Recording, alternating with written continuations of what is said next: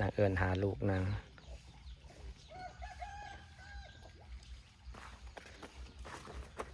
ง่ายไว้เอลีสบายดีพี่น้องสบายดีตอนเย็นนะคะที่บ้านอมราในป่านาง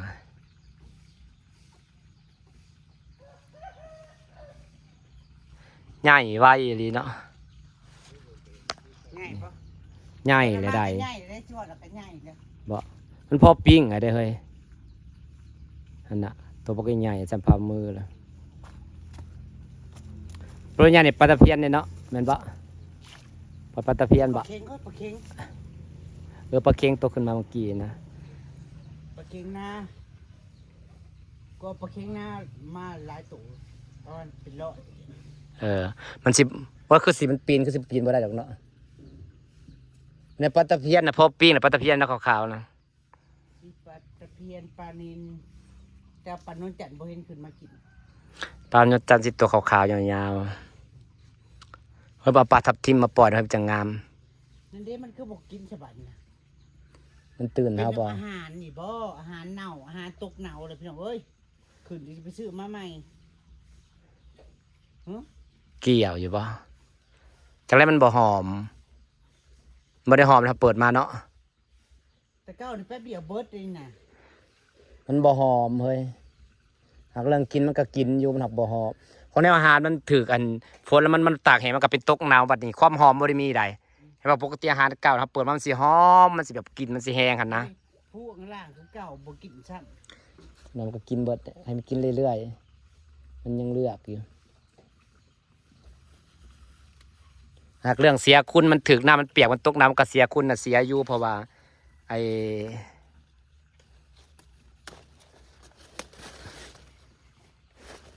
เพราะว่านั่นนี่เด้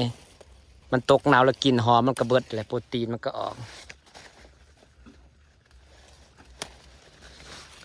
มะเขือยาวบ่เฮ้ยคือเป็นหมากที่ยาวเห็นแล้วเห็นหมากมันละนี่เด้เป็นหมากตัวยาวมะเขือยาวบอกนี่จะได้เห็นมะเขือยาวแล้วจ้าเฉพาะใบมันยาวๆฉันยังบ่เคยปลูกต้นมะเขือยาวจักเถื่อน้อยนี่เด้หมากมันยาวๆแบบนี้ดิต้นมะเขือยาวนะฉันเลยบ่เคยปลูกนี่ดิงามอีน้อยคันดกขึ้นมาดิมึงเอ้ย ำแต่สะพานมันแล้วนะ แต่สิสวย แต่สะพานมา ใบมันออกก่อนพี่น้องให้มันออกหมากหลาย มันคือตายต้นดอกไม้มันคือตาย ๆบวมน้ำบอกกูว่าก่อนบวมน้ เดี๋ยวก็ตายครับโอ้ย ำมันเบิดอายุอ่อนมาต้นนี้มันบ่ได้อยู่ดนได้น้อย ต้นดอกนี่บ่ได้อยู่ดนใดบ่ได้คือพวกดาวเรืองยังใดแป๊บเดียวก็ตาย นั่นก็ได้ปลูกกันมะฮุ่งแทนอีกก็ ต้นหงมัน ย่างละต้น ต้นหงขึ้นมามันก็เป็นวิว ต้นดอกเห็นบริทนแนวนี้แนวมันนั่นนะออกดอกเดียวแล้วก็ตายหน่อลง มันบ่ได้แบบว่าบ่ได้อยู่เป็นต้นอยู่ดนแมันอยู่ดอกมันสีงามเนี่ยนี่สีงามเนี่ยนะ ดูดิอาหารในผู้น้องอยู่บนบกินครับ มันบ่หอมเฮ้ย มันเป็นน้ำมันอาหารเน่านี่แหละ แม่นมันบ่หอม อู้ยอาหารเพียงปกติหลายยังเหลือจะเป็นชอบ ก็ให้มันกินให้มันเบิดก่อนเสียดายเงินสอบนึง400-500สอบนึงมันเป็นถึกๆแล้วจ้า400-500แล้วจ้า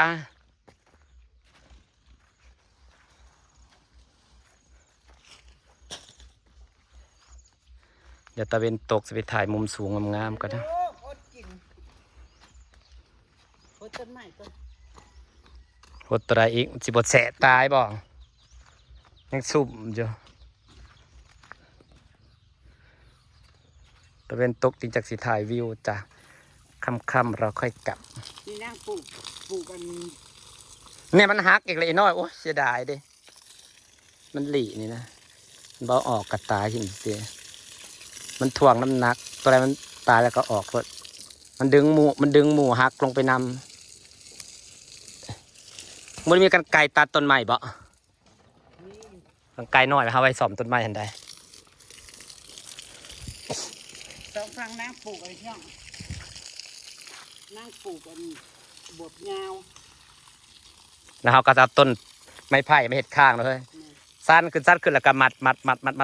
แล้วก็ โอ้มันสิเป๊ะดังที่คิดหรือบ่นะ เป๊ะเอาไม้สั่งไผ่เห็ดเองก็โลดบ่ต้องจ้างคนเอาขึ้นแล้วก็มัดแล้วก็สารนะเด้เฮ้ยสารแบบเขามัดแบบสารเป็นตะนางหันเด้ข้างนั่นเลยเขาก็เอามาผ่าแล้วก็เอาลวดมามัดสารเป็นตะนาง เราต้องแต่งวิวไว้นะคะพี่น้องค่ะ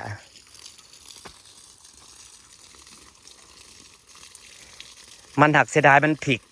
มันอยู่ได้บ่ดนเนาะเนาะที่จริงสีดอกมันนางงามมันอยู่ได้แป๊บเดียวมันก็ตายหย่อลงแนวมันแนวนี้ยังดีมีเบี้ยสำรองอยู่แมนมันเท่าแล้วมันก็หย่อลงเนาะ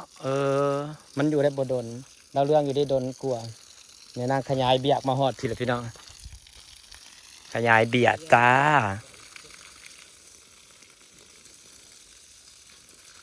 ทุกมือต้องมีการเปลี่ยนแปลงพี่น้องเพราะถ่ายคลิปสมือ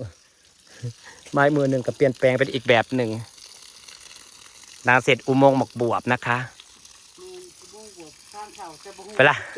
เนยเวลาคิดสภาพออกก็ฉันเคยเห็นอยู่ร้านเป็นหมากเขาก็ปล่อยหมากมันหอยต้นรูต้นเลนอยู่นะมันกลับเป็นวิวอยู่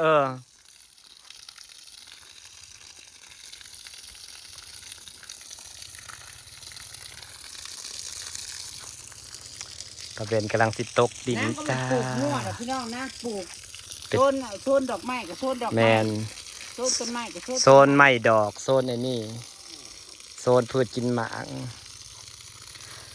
ฮักกระเดือนเดียวหนึ่งพี่น้องไอ้การเปลี่ยนแปลงกระหลายนี่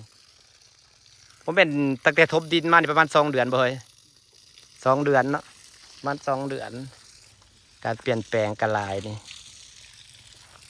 แปลงกระหลายแห้งอีกเดือนหนึ่งก็สิเคี้ยวไปคุมที่อีกบัดนี้อีก2 เดือนขนาดไปกับเก็บปักเต็มเก็บปักแตงปักถั่วบัดนี้เปลี่ยนแปลงไปเรื่อยๆจ้า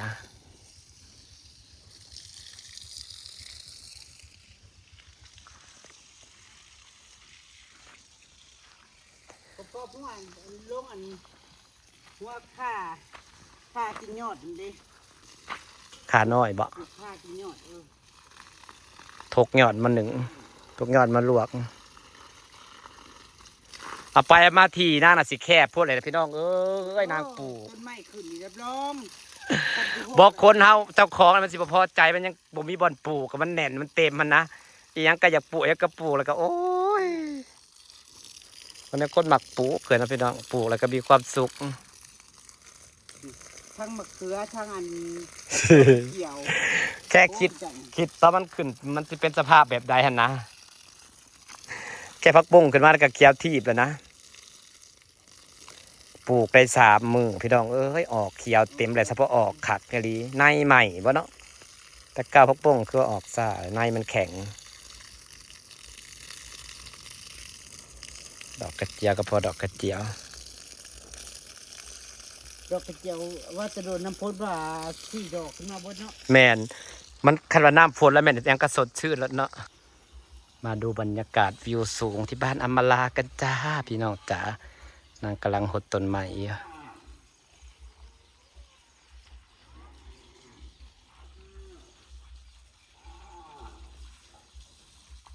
บรรยากาศวิวสูงมุมสูง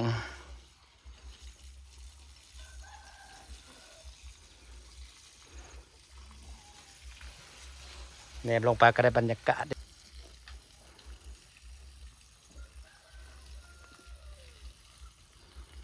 บรรยากาศสวยๆมื้อนี้นะฮ้อนพี่น้องฮ้อนอบอ้าวมื้อนี้เป็นอากาศร้อนๆแบบจะแมลงฝนสิตกปะจ๊ะ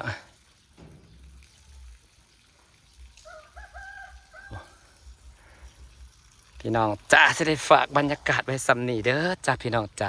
ขอบคุณทุกคนเด้อจ้าที่ให้กำลังใจพลาและก็อำมาลาที่อยู่กับพระอมราตลอดนะจ๊ะพี่น้องนี่แหละจ้ะบ้านนางก็เริ่มเป็นรูปเป็นร่างเลยดีใจนำนางปีหน้าก็คือจะได้ขึ้นแล้วล่ะพี่น้องคอยเห็ดไปที่ละก้าวการมีบ้านเป็นของส่วนตัวของเจ้าของมันก็มีความสุขพี่น้องนี่โอเค เคนะคะค่ะบรรยากาศไว้สักนี้แหละจ้าขอบคุณนะจ้าพี่น้องจ้า